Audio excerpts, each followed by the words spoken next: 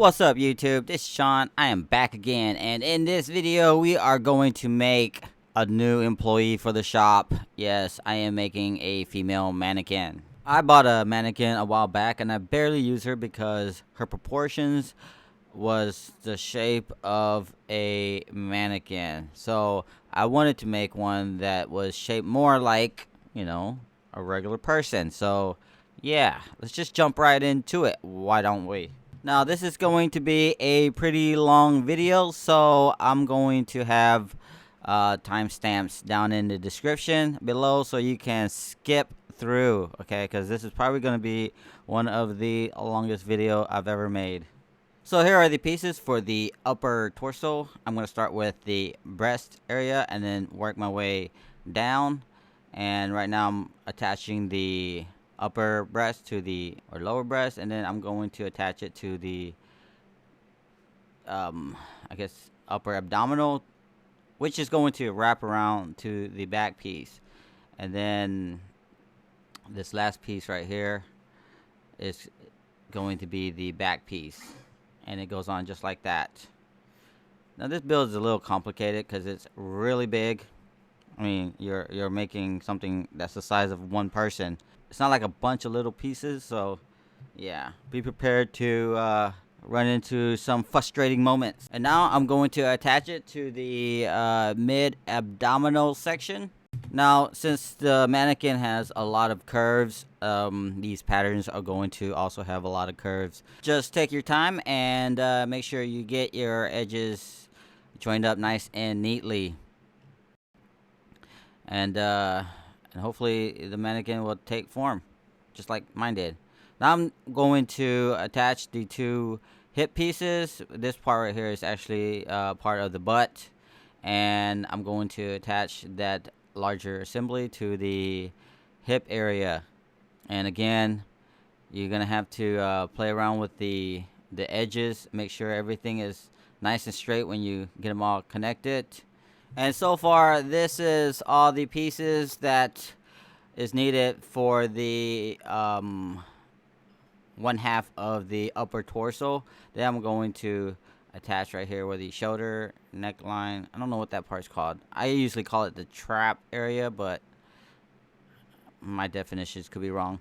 Now this is actually my second attempt at making the female mannequin, and I'm using 4mm EVA foam from TNT Cosplay Supply.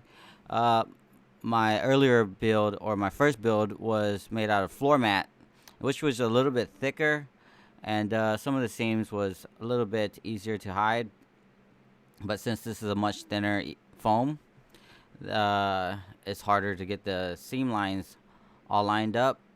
So I am using some contact cement thinner, and I have it in a syringe. What I'll do is I'll pour it along the areas that needs to be fixed. The glue will let up and give me enough time to make adjustments where needed. Now I did the other half off camera, and I realized I messed up and made two right side, but no biggie. I can always flip things around because there's no V-groove undercuts or angle cuts on this. Everything's a straight cut, so it's just a matter of flipping it over and done deal. Now before I go and join the two torso pieces together, I'm going to assemble the leg piece. This is the outer thigh and outer calf, which I'm going to join together. I find it easier to assemble the legs and then attach the leg to the upper body pieces. Is easier than trying to join the legs to the body when the body's already together. So yeah, so this is what the outer side of the leg's gonna look like. Now this is the inner thigh piece and the inner calf piece, and we're going to join that together just like that.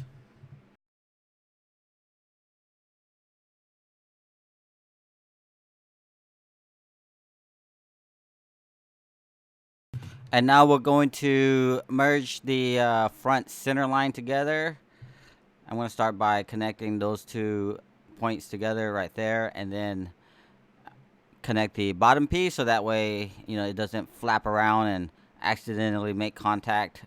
And then I'm going to try to squeeze the knees together carefully, making sure my seam lines are nice and flush. But it is a little tricky. But eventually it starts to take shape. So now that I got this front center line done, now it's time to attach the back center line. And like I always do, I'll connect the corners first, and then I'll carefully connect the bottom corner. And what I'm doing right here is I'm taking the corner of each edge and then sticking them together carefully. And once they stick and it looks flush, then I'll go ahead and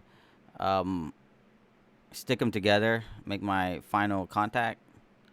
And again, like I said, I'm using 4mm EVA foam, and it's a little more difficult to work with than would have been better or easier to use 6mm, but I didn't have any on hand, and well, you gotta work with what you got, right? But I do recommend using 6mm foam and or floor mats, but that's up to you. You get a cleaner result with the EVA foam from TNT Cosplay Supply. But I was also curious on whether or not I can use 4mm foam, and apparently I can.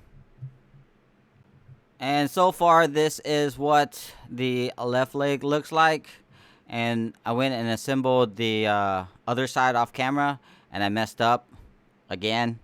I made 2 left legs, but I took some contact cement thinner and I ran it down the back seam line and flipped the pattern over and then glued everything back together. Now I'm going to apply some contact cement to the brim of the leg, and I'm going to do the same with the bottom of the torso. And you want to make sure you get the right leg on the right side, because that would look off if you had a left leg on the right side of the body. Just saying. Now comes the tedious task of merging the leg to the body. Now there are some hash marks there that you need to use. Comes in handy. And also I have a shot glass of contact cement thinner and a syringe, because I know I'm going to make some accidental contacts, and it's good to have right next to you.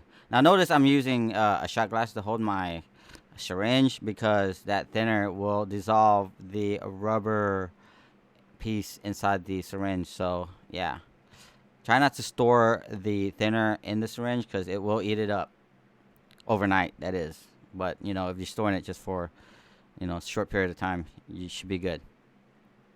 Alright, so I've already got the legs put together, and notice I started with the hash points, and then I'm carefully making sure that all my hash points are all lined up. And this right here does require a little bit of tinkering around, but eventually it all lines up and comes together. There are going to be some spots where you're going to need to stretch the foam a little bit, and some areas where you need to compress the foam in order to meet up with the other edge. And that's just what it takes for it to take curvature. So yeah, so far so groovy, and things are starting to come together pretty nicely. And now that all the edges are in there nicely, it's time to go back and press all the parts down. Make sure they're fully contact, because you don't want it falling apart. And it's starting to take shape pretty nicely. Somebody asked me if I stuffed my mannequin, and I don't. The foam actually holds up really nicely, so it's actually hollow inside. And I don't have any feet on these mannequins, just because I want to be able to put some clothes, put pants on them, and put shoes on them, because if they already had feet, it'd be kind of difficult to put shoes on them. And later on, you'll see where I actually stuff these ankles into some shoes, and they actually support themselves, which is kind of cool.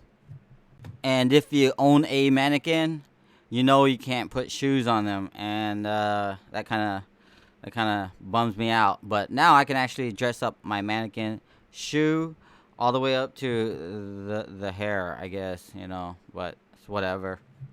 Now you could probably just make the torso and the thigh if you just need like a partial mannequin, you know, not a full body mannequin, and probably just do like the upper arm instead of having to do the whole entire thing. But that's entirely up to you, you know.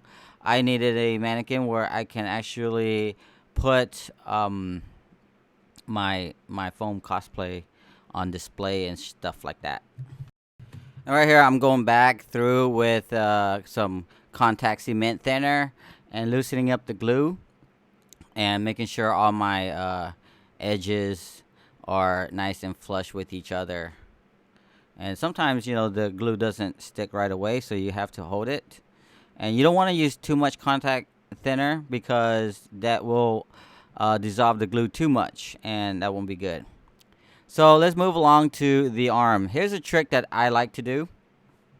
Since all my parts are pretty much symmetrical and the shapes are pretty much the same, I'll go ahead and cut it and I'll clamp them together and I'll glue both the edges at the same time. Well, not glue, but apply the contact cement on there.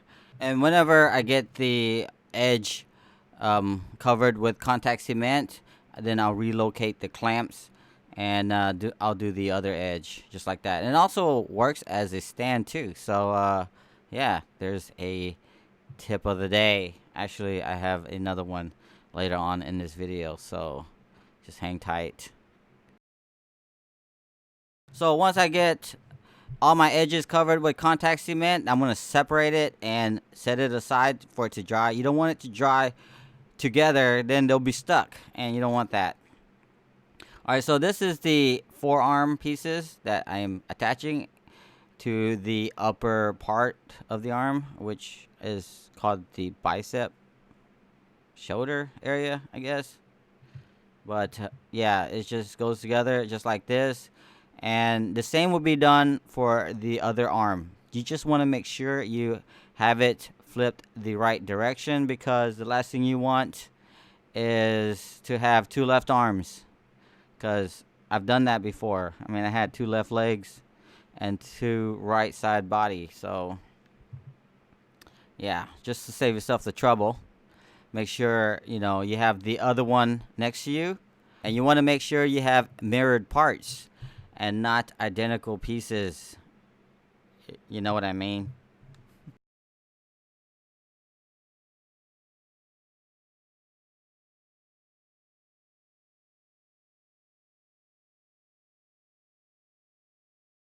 Alrighty, tidy. Now that I have both arms assembled, it's time to attach these things to the rest of the body. And you want to make sure you get the right arm to the right side of the body. Because again, you don't want your elbows facing forward, because that would look kind of weird. Now, when I designed these patterns, I was careful to make all the connecting seam lines, like the connecting point. So basically what I'm doing right here is I'm taking the center seam line of the arm and matching it up with the top center seam line where the breast meets the back area. And then I'm carefully aligning the edges to, like, the, you know, around the perimeter of the arm and the armpit area. Now the armpit was the last part that I connected, because it was really two awkward angles joining up with each other. So I focused on getting around the front and the back of the arm first, and then the armpit was then done afterwards, because now they're just sitting right next to each other, and it was just a matter of lifting up the arms and pressing the armpit joints together just like that.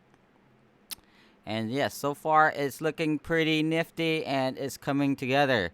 We are so close. So close.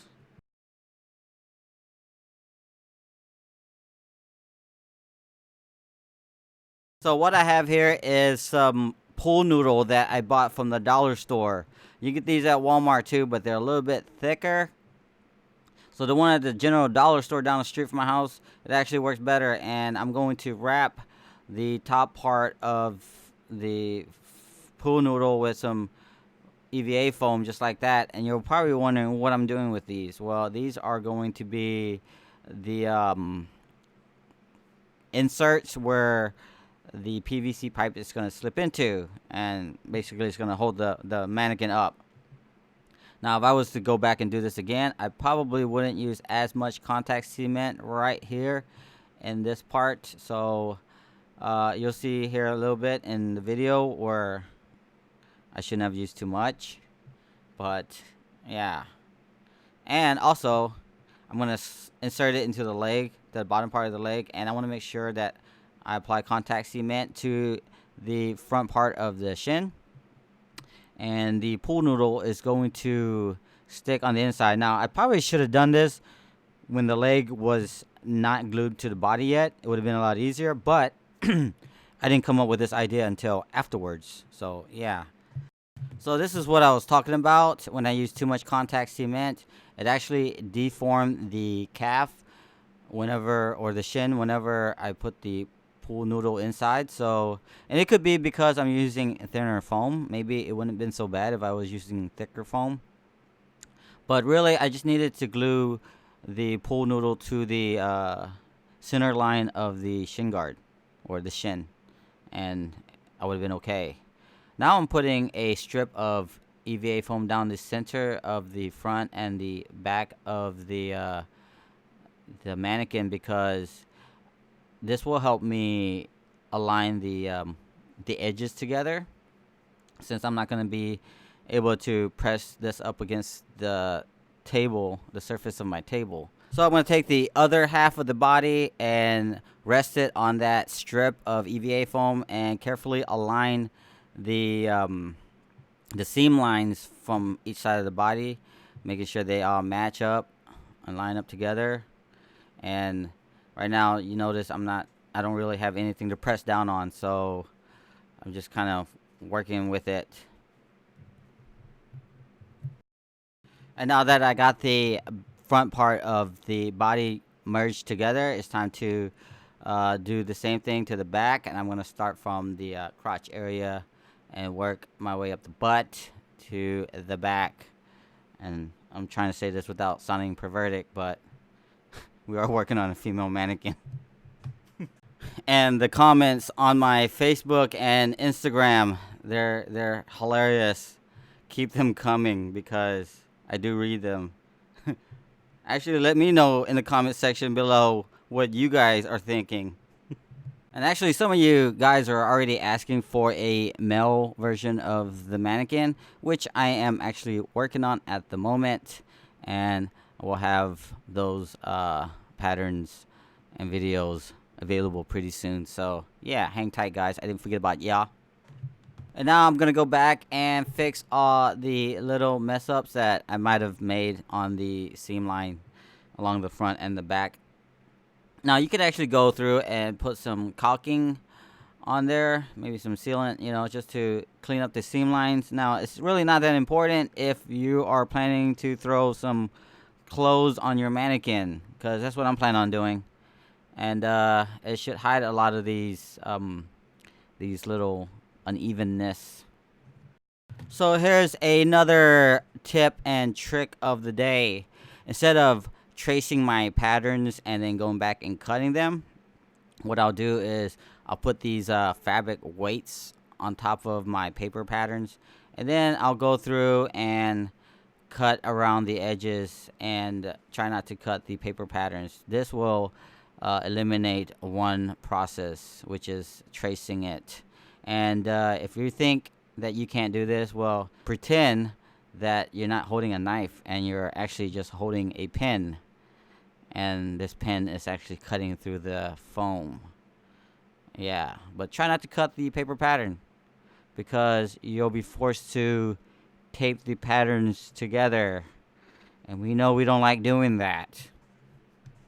And there you have it. You just skipped a process, which would actually be a tedious part of transferring your patterns, is the tracing part. Now here are all the pieces for the head, and I start off by gluing the side darts together, and then I'm going to attach that to the top part of the head, and then I work my way around, and so far that's one side of the head. Then I'm going to go ahead and do the other side of the head. Now, one thing I did not do with this head was heat form it, and I wish I kind of did, because she ended up having a really odd shaped head, which I could have fixed by heat forming it on top of my PVC contraption.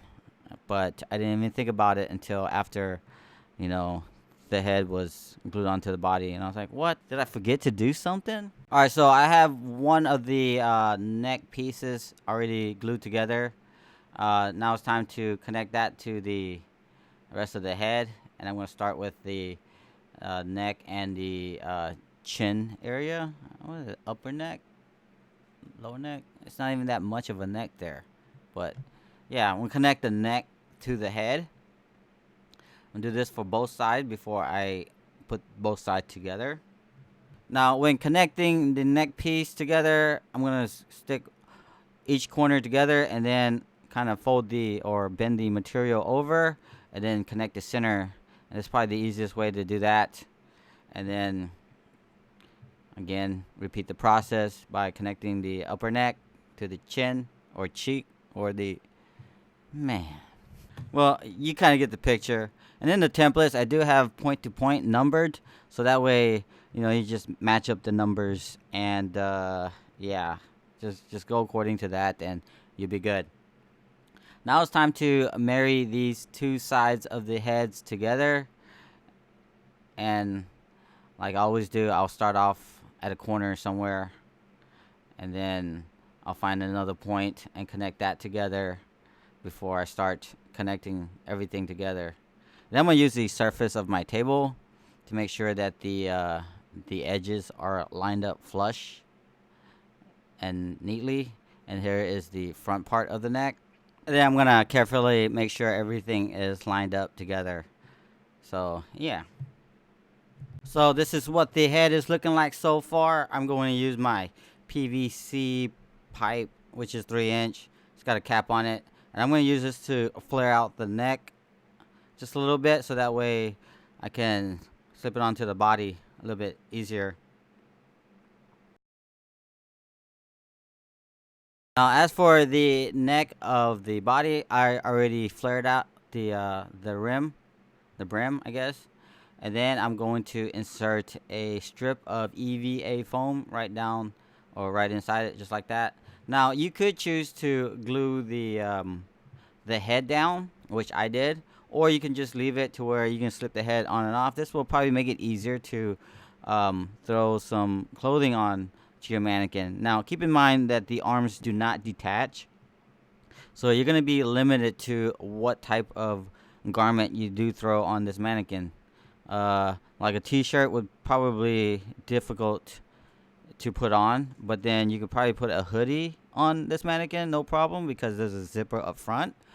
Or maybe if the garment had a zipper in the back. You couldn't throw a tube garment on top of this mannequin. You could try, and if you do, let me know in the comment section below how that turned out. But as I mentioned earlier in the video, I needed a female mannequin that was proportionate to like an actual person, so I can display cosplay stuff.